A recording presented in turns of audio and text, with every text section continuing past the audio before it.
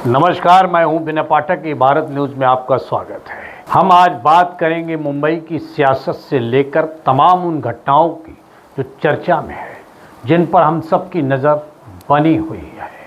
मुंबई का सियासी पारा इन दिनों गर्म है, और हो भी क्यों ना हो, मुंबई महानगर पालिका का चुनाव अब दूर नहीं है। सभी राजनीतिक दल मनपा पर अपनी पार्टी का झंडा फहराने के लिए बेताब हैं और तैयारी में रात दिन जुटे हुए हैं। जिस संगठन या पार्टी में कार्यकर्ता की सुध ली जाती है, मान सम्मान दिया जाता है, वह संगठन हो या पार्टी या संस्था, इन कार्यकर्ताओं के बलबूते पर शिखर पर पहुंच जाती है। और इसको भारतीय जनता पार्टी बखूबी जानती है। इसलिए हर वक्त अपने छोटे से छोटे कार्यकर्ता के साथ पूरी पार्टी खड़ी देखी जा सकती है। जी हाँ, भारतीय जनता पार्टी वैसे तो हर समय हर राजनीतिक परिस्थिति से निपटने के लिए तैयार रहती है और कार्य करती रहती है, लेकिन वर्तमान समय में भारतीय जनता पार्टी के दिग्गज नेता अपने वार्ड अध्यक्षों के यहाँ पहुंचकर उनका हालचाल जान रहे हैं, जिससे पार्टी के कार्यकर्ताओं के अंदर जोश जज्बा तेजी से बढ़ रहा है। बीते दिवस मुंबई भारतीय जनता पार्टी उपाध्यक्ष अमरजीत मिश्रा ने साइन कोलीवाड़ा विधानसभा के वार्ड अध्यक्षों के आवास पर दौरा किया। इस क्रम में वार्ड क्रमांक 181 में डॉक्टर श्रवण यादव के यहाँ भी पहुँचे, जहां उनका स्वागत सत्कार किया गया। वहीं भारतीय जनता पार्टी नेता अमरजीत मिश्रा ने श्रवण यादव को शाल उड़ाकर व वीरांगना अहिल्याबाई होलकर की फ्रेम जड़ित चित्र देकर सम्मानित किया। इस दौरान उन्होंने सभी कार्यकर्ताओं का सम्मान भी किया।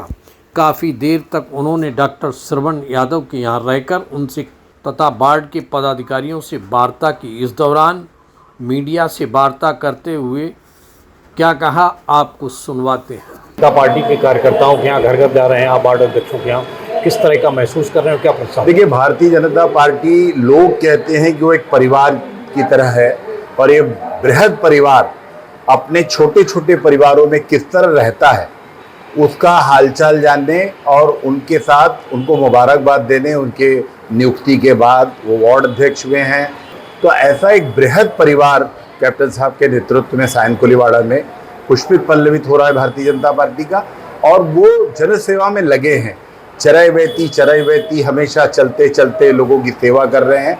ऐसे तमाम कार्यकर्ता उनका हालचाल जानने के लिए और उनको खास करके उनकी नियुक्ति पर उनका अभिनंदन करने के लिए, उनका परिवार उनके साथ कैसे कोऑपरेट करता है, क्योंकि दिन भर व्यक्ति काम में लगा रहता है, जनसेवा के कार्य में लगा रहता है, तो कभी कभी परिवार को तो नहीं निगलेक्ट करता।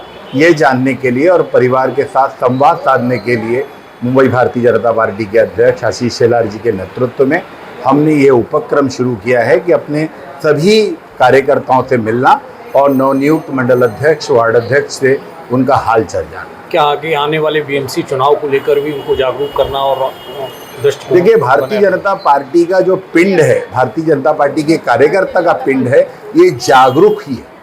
ये चुनावी मोड पे नहीं होता, ये व्यक्ति की सेवा में अहोरात्र मेहनत करता है, और इसके लिए जब भी चुनाव का बिगुल बजेगा हम तैयार हैं। इसके लिए उसे चुनावी मोड पर होने की कोई आवश्यकता नहीं। आप प्रधानमंत्री जी के 11 साल पूरे हुए, इसको लेकर क्या कहेंगे? किस देखिए, 11 साल में इतने काम हुए जो आज़ादी के बाद से शायद कभी कल्पना नहीं की जा सकती थी, इतने काम हुए हैं। खास करके मुंबई के विकास के संदर्भ में तो अनेकानेक कार्य महाराष्ट्र के मुख्यमंत्री आदरणीय देवेंद्र फडणवीस जी के नेतृत्व में हुआ है।